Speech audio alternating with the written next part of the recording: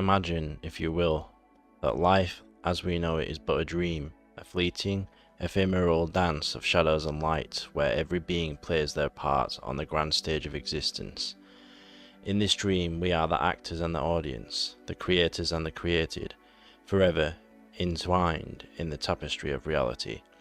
If you are like me, this has been the obvious truth for probably a long time, and anything otherwise is but a mere simile of telling the ancients that the earth isn't flat. Yet, here we are, and we come to rejoice in this almost humorous understanding of the modern view of nature. But what we see in exploring this wonderful works is a great privilege, one that doesn't escape us for the rest of our lives. We often perceive the world as a series of events, a linear progression from past to future, but what if time itself is an illusion? What if our waking life is merely a fragment of a vast, interconnected web of consciousness, stretching beyond the confines of our understanding? Take for a moment the idea that nothing can exist outside of all that is created, otherwise it has to become separate from itself. And thus, if this was the case, it wouldn't truly be outside, yet just beyond, in a veil of sorts. Because implication of something outside of the existence of all things that are could only be a transition of states which isn't really outside. It only appears in illusory cognition. And we could know these things by sight or mind, they couldn't be outside, as outside must be separate cognition of sorts. Now, the more we ponder what the outside of this all could be, if anything at all, we come to terms with accepting that all we know is inside of something, even if that something is infinite. Because is it really infinite? Or is it simply formed potential that's infinite in potential? Because we don't really know of which mind that infinity, the thing we call infinity, is actually made of, do we? How can abstract forces in this cosmos be outside the cosmos? This would render everything within some form of containment, and thus not separated from the container of all things that are. We are essentially, in this manner, all one thing. There is only one thing that connects us all, and one thing that makes us infinite, because to be infinite in a space of which is actually a singularity, as we are speaking of, the thing we call infinite space must be as small as your phone, or as small as your computer screen in front of you, because really, it is all the same size. The cosmos, the planets, the phone, and the entire universe are all but the same size, as this truth must make this so. Now you're probably thinking, but Zach, how could this be so? But I ask you, how could it not be so? Doesn't this imply cognition somewhere? Doesn't this imply inference of sorts with the mind on all phenomena in the universe? Because how could one interpret something of which is the same size as smaller things or forces in the cosmos? It could bring me back to the Tesla quote that all things of the universe are frequency, vibration, and energy. It is common for people to see this and think that perception is a key in the formation of all that exists around us, as a form of interpretation playing a major role here.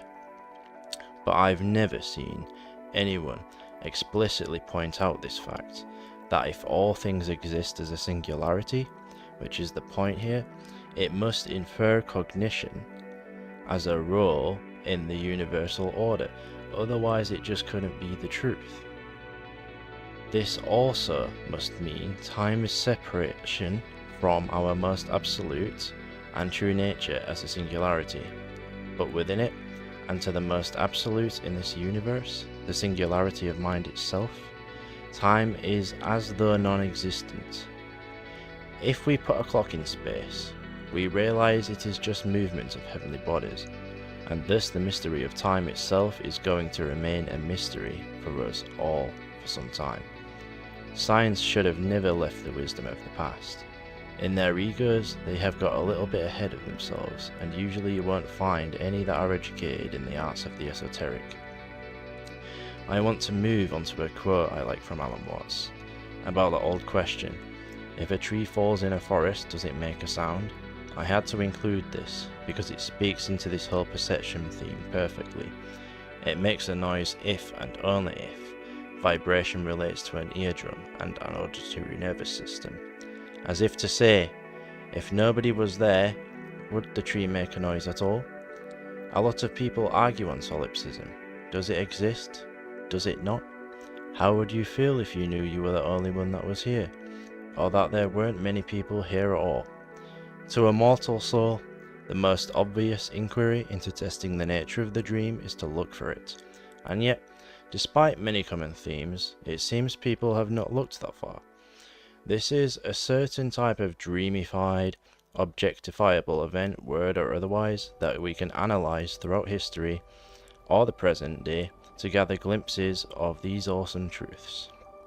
One is the Adam's apple.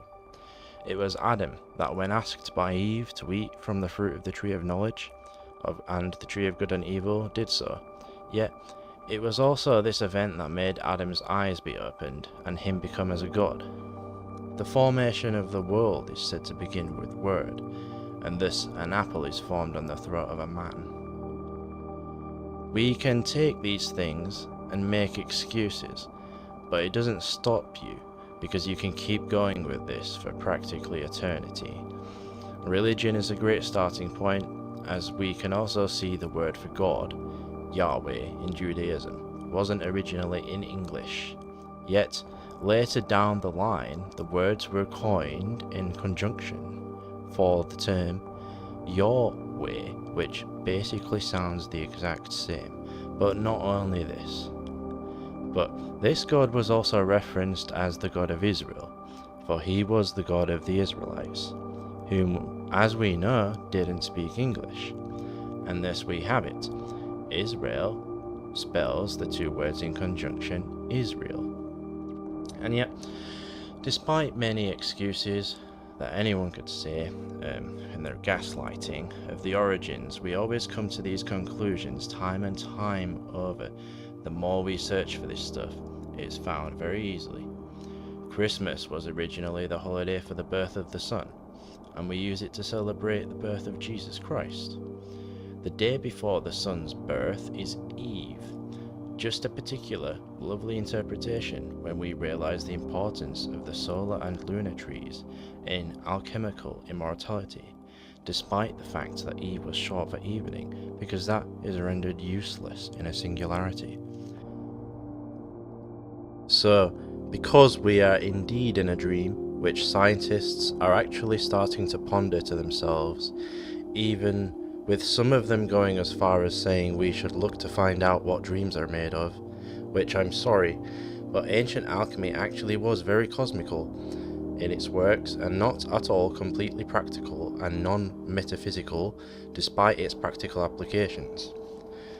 Science is awesome, so cool, but we need to finally reunite with our misunderstood esoteric foundation of millennia.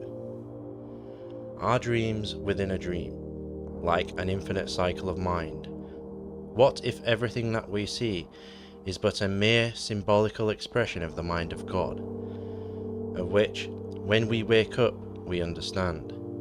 Could it be that in your own dreams while asleep, when you wake up, you recognize that while the projections of other forces were you, there was only one scope of consciousness? How many times do we wake up? How many?